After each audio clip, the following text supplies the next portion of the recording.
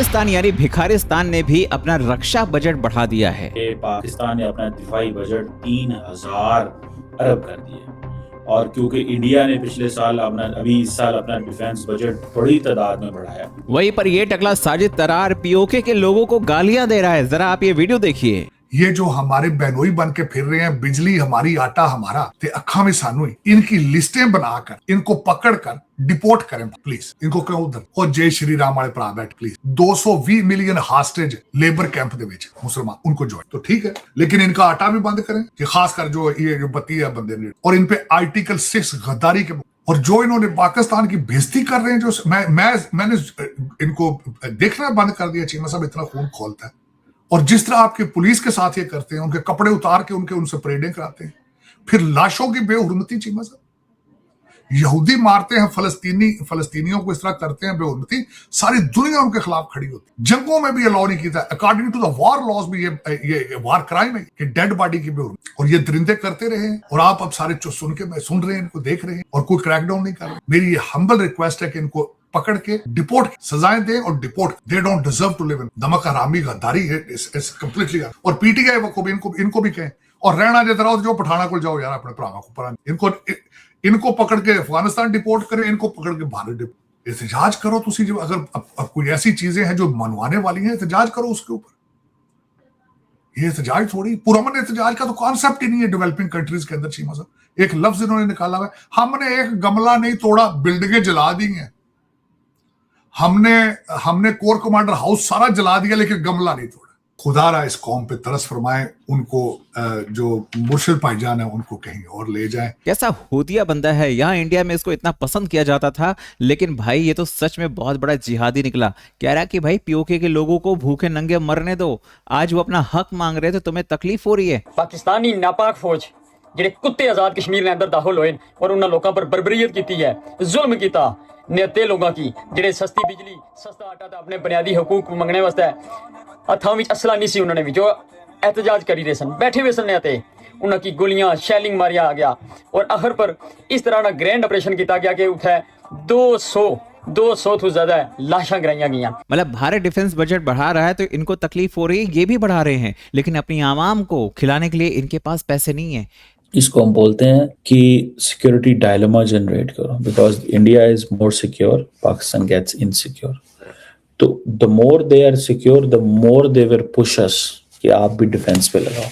जितना हम डिफेंस पे लगाएंगे उतनी हमारी इकोनॉमिक कंडीशन जो है वो पतली होगी। इससे अंदाजा लगाएं कि जो पैसा है वो स्पेंड कर रहा है भारत, और हालत हमारी खराब होती जा रही है। और हम वही ऐसे वो जो अक्सर हिंदुस्तान पाकिस्तान में भी होता होगा, पाकिस्तान में तो होता ही है कि जो गरीब रिश्तेदार होते हैं ना, वो अमीर रिश्तेदारों को देख कर के भाई ये वाले रिलेटिव जो हैं इनके घर में तो ये वाला सोफा रखा है और ये वाला फ्रिज रखा है और ये चीजें रखी है, तो वो भी किसी ना किसी तरीके से जो है वो इंस्टॉलमेंट पर, कर्जे पर, या किसी तरीके से वो भी कोशिश करते हैं कि उनके घर में भी वही सामान आ जाए जो उनके कह लीजिए जो अमीर रिलेटिव है उनके घर में है। और इस वक्त पाकिस्तान की हालत कुछ वैसी ही है।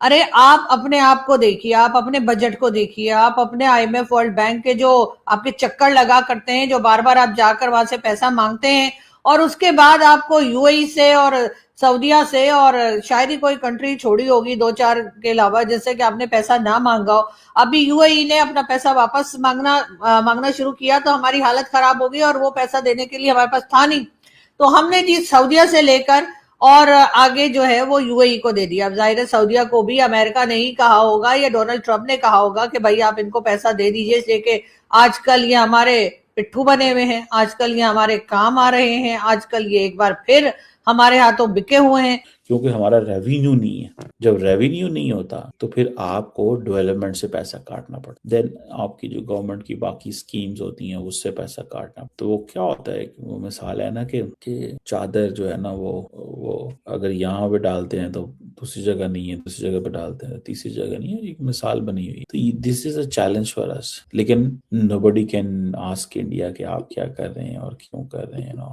तो मैं तो इसको ये देखता हूँ कि ये पाकिस्तान के पास कोई चॉइस नहीं होती और but to spend money, more money, और पैसा लगाए पाकिस्तान डिफेंस के ऊपर। अगर नहीं लगाएंगे तो वो आपको मजीद, मुझे बात बताएं आप, इंडिया तो जाके अमेरिकन से ले आता है सब कुछ। इंडिया के पास तो IMF नहीं है, इंडिया को तो उनको नहीं जाके बताना पड़ता क्या करना है क्या नहीं। अब पाकिस्तान का जो बजट प्रोजेक्शन है वो 60 ट्रिलियन का डेफिसिट है, ठीक है ना जी, 60 ट्रिलियन। सूबे सरप्लस में जाते हैं, गवर्नमेंट के पास, अच्छा गवर्नमेंट ने देने होते हैं पैसे सूबों को, सूबे जो हैं वो कहते हैं जी हमें तो आपने देना है। ये भी इंटरेस्टिंग चीज है, सूबे कहते हैं, प्रोविंसेस कहते हैं हमें आपने देने हैं पैसे, उसके ऊपर टैक्स आप जहां से मर्जी लें। गवर्नमेंट जो है ना वो उसके फिर भी फाइनेंस जो है ये federal subject, finance is a federal subject, finance is not a provincial subject. So those of us who are watching, इनको अंडरस्टैंडिंग होनी चाहिए दैट जो defence, foreign policy, finance, communication, ये 3-4 जो सब्जेक्ट है ना ये फेडरल सब्जेक्ट है किसी भी दुनिया के मुल्क है। ये फेडरल गवर्नमेंट इसको, ये सूबों का तो कोई डिफेंस। अब इंडिया का जो पंजाब है वो अपना दिफा खुद तो नहीं करेगा, क्या ना, उसका दिफा कौन करेगा, मरकज करेगा। इसी तरह पाकिस्तान का दिफा जो है वो इस्लामाबाद से होगा, बलूचिस्तान अपना दिफा तो नहीं करेगा क्योंकि आपने चीजों को मेंटेन करना। बहरहाल ये हमारे लिए एक चैलेंज है और मैं समझता हूँ ये चैलेंज रहना है। इंडिया ने हमें मजबूर करता है इंडिया कि आप डिफेंस पे पैसा लगाओ। अगर इंडिया डिफेंस पे पैसा ना लगाए तो हम भी ना लगाएं। इंडिया के पास भी एक एविडेंस है, वो कहते हैं चाइना का $250 अरब डिफेंस बजट है तो हम $100 अरब क्यों ना, समझ रहे हैं। तो ये भी एक ऑब्वियसली एक रहती है चीज के so when one is secure the other is automatically insecure हो जाता, उसके पास कोई चॉइस नहीं रहती कि वो अपने डिफेंस पे जो है वो खर्च ना करे। तो इसलिए जो है वो हमें वो पैसा मिल गया। अब एक ऐसे, और दूसरा ये कि जाहिर है कि हम एक भारत के मुकाबले में हमारी कंट्री जो है वो छोटी है, एरिया वाइज भी छोटी है, इकोनॉमी वाइज भी छोटी है, लोग भी कम है, तो उनके साथ क्या मुकाबला करना। अब अगर उन्होंने अपना इतना डिफेंस बजट बढ़ा लिया है तो क्या हम भी इतना डिफेंस बजट बढ़ा लें। ये बिल्कुल ये वाला जो बेवकूफी पाकिस्तान की हुकूमत किया करती है, मेरा ख्याल है ये बिल्कुल गलत है। ये पैसा आप लोगों के ऊपर लगा सकते थे, ये पैसा आप हेल्थ सेक्टर में कर सकते थे, ये पैसा आप जो है वो किसी ना किसी जगह पर एजुकेशन में इन्वेस्ट कर सकते थे। हमारे जो स्टूडेंट्स हैं उनकी तालीम अच्छी हो सकती थी, हमारे जो लोग हैं उनको कोई हेल्थ फैसिलिटीज जो है बेहतर मिल जाए। क्योंकि ये जब ये लोग खुद बीमार होते हैं, चाहे नवाज शरीफ हो, चाहे जरदारी हो, चाहे दूसरे पॉलिटिशियन हो, ये ने तो अगर जुकाम भी हो जाता है तो ये कहीं ना कहीं स्विट्जरलैंड और कभी दुबई और कभी अमेरिका और कभी यूके अपने इलाज के लिए चले जाते हैं। और आम आदमी जो है उसको यहाँ पर अगर कुछ हो जाए तो उसके इलाज के लिए या उसके ट्रीटमेंट के लिए कोई फैसिलिटीज ऐसी नहीं रखी हुई है जिससे कि उसकी जान बचाई जा सके। इसीलिए ज्यादातर लोग जो है वो तो कह लीजिए कि जो गवर्नमेंट हॉस्पिटल्स हैं वहां जाते हुए घबराते हैं और वो कोशिश करते हैं कि या तो घर पर ही सही हो जाए या फिर किसी प्राइवेट हॉस्पिटल में जाए जहां पर वो उनकी खाल तो उतार लेंगे लेकिन हो सकता है कि थोड़ी उनकी जान वान बच जाए।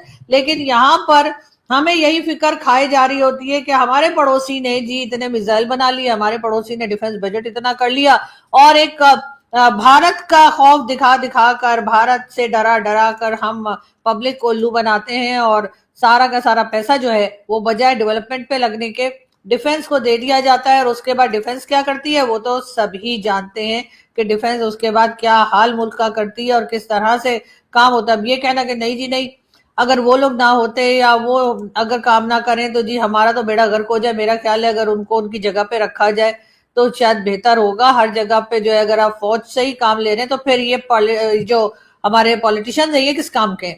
अगर हर काम फौज ने ही करना है तो फिर इनको कहिए कि ये घर ही चले जाएं और जिस तरह से डिक्टेटरशिप इस वक्त छुप छुपा के चल रही है खुलखुला के आ जाए सामने। इसलिए कि अभी भी लोगों को पता है कि कौन हुक्म दे रहा है और कौन क्या डिक्टेशन ले रहा है, ये सभी बात जानते हैं। तो दोस्तों देखा आपने कि पाकिस्तान की जो जनता है महंगाई से परेशान है, बिजली के बिल भरने में उनकी हालत खराब है, आटा दाल खरीदना मुश्किल हो गया, और दूसरी तरफ पाकिस्तान सरकार ऐसा फैसला कर रही है जिसे सुनकर आप भी सोच रहे होंगे कि भाई जनता प्राथमिकता है या सेना प्राथमिकता है। अब पाकिस्तानी सरकार ने अगले वित्त वर्ष के लिए लगभग 18.5 ट्रिलियन पाकिस्तानी रुपए का बजट पेश किया है। मतलब खाने के लाले पड़े हैं, लेकिन भाई साहब को रक्षा बजट बढ़ाना है। क्यों? क्योंकि भारत ने बढ़ाया है। मतलब 18% के आसपास इन्होंने बढ़ोतरी की है। अब सेना पर करीब 3 ट्रिलियन पाकिस्तानी रुपए खर्च करने का प्रस्ताव रखा गया है। सोचिए, जिस देश की अर्थव्यवस्था IMF के सहारे चल रही हो, जहां लोग रोजमर्रा की जरूरतों के लिए संघर्ष कर रहे हैं, जहां POK से लेकर बलूचिस्तान तक लोग सड़कों पर उतर रहे हों, वहां की सरकार का सबसे बड़ा फोकस सेना पर दिखाई देता है। ये टकला साजिद तरार उनको गालियां दे रहा है, कह रहा है भारत चले जाओ। ये लोग भाई बहुत छोटी सी चीजें डिमांड कर रहे हैं, आटे की बात कर रहे हैं भाई, बिजली की बात कर रहे हैं, और तुम कह रहे हो पाकिस्तान छोड़कर चले जाओ हिंदुस्तान। भाई पीओके देना, बात करनी है तो पीओके पे बात कर, अगर देना तो पीओके उठाकर दे दो, क्या दिक्कत है। लेकिन नहीं, वो नहीं देना है। और इसी के लिए बलूचिस्तान में लगातार लोग प्रदर्शन कर रहे हैं। कई इलाकों में जनता खुलकर सेना और सरकार दोनों के खिलाफ नारेबाजी कर रही है। लेकिन इन सब के बीच ऐसा लगता है कि इस्लामाबाद की सत्ता को सबसे ज्यादा चिंता किस बात की है? रक्षा बजट। आसिम मुनीर अपनी जेब में पैसे रख रहा है भाई, और कुछ नहीं। तुमको बेवकूफ बनाकर, भारत का डर दिखाकर हमेशा की तरह तुम लोगों को उल्लू बना रहा है। जैसा तुम बोलते हो ना, जज्बे की कौम, जज्बे की कौम, तुम्हारे अंदर वो गलत जज्बा भरा जा रहा भाई, भारत की खिलाफत करके। भाई चीन को खुश करने के लिए गधे पैदा किए जा रहे हैं। मतलब जो तुम्हारी अर्थव्यवस्था है वो भीख के बाद में दूसरी तरफ जो टिकी हुई है वो गधों के ऊपर, क्योंकि गधेड़ी चला रहे हैं ना यार। आप लोग क्या कहते हैं कमेंट करके बताएं। चैनल पर नए हैं तो चैनल को सब्सक्राइब करें, इस वीडियो को लाइक करें और शेयर करें। जय हिंद, जय भारत।